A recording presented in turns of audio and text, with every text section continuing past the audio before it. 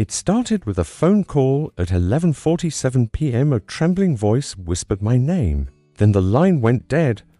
I should have ignored it, but curiosity is a curse, and that night it led me straight into darkness. Minutes later, someone knocked. Not loud, just a slow, deliberate tapping that crawled up my spine. 3 taps, pause, 3 more. When I opened the door, no one was there, only a folded note lying on the ground. You shouldn't be alone tonight. The power cut off, everything drowned in black. I froze, listening to the house breathe around me. Then from the kitchen, a chair scraped across the floor. I live alone. The darkness came alive with whispers. At first one voice, then many. My name echoed in different tones, some high, some impossibly deep, as if dozens of unseen mouths were calling from inside the walls. Lightning flashed outside just for a second. In that instant, I saw it.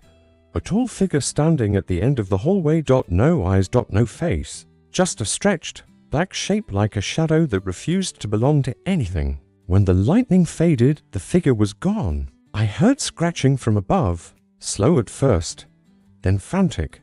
Dust rained down from the ceiling vent. Something was crawling inside my crawl space, and whatever it was moving fast. Then a whisper drifted down. I found you. I backed into my bedroom and locked the door. Silence. Then footsteps. Heavy, dragging footsteps approaching from the hallway. They stopped right outside my door. The doorknob slowly turned. I grabbed my phone to use as a light. The screen reflected in the mirror, and behind me, in the reflection, the shadow figure stood motionless inches from my shoulder. But when I turned around, nothing.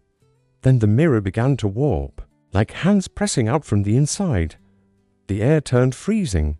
My breath came out in clouds. Whispers built into a roar until the entire room felt crowded with invisible bodies. Something brushed my hair. Something cold touched my neck. Something exhaled against my ear.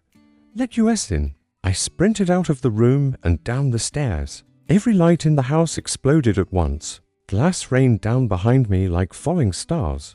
The front door slammed shut on its own as I reached it. But I didn't stop. I crashed through it and ran into the street. When I looked back, the shadow stood in the doorway, staring, or at least feeling like it was staring. Then it stepped back into the darkness of my house, and the door slowly closed. I never returned, and to this day, I still get calls at 11:47 p.m., always silent, always waiting.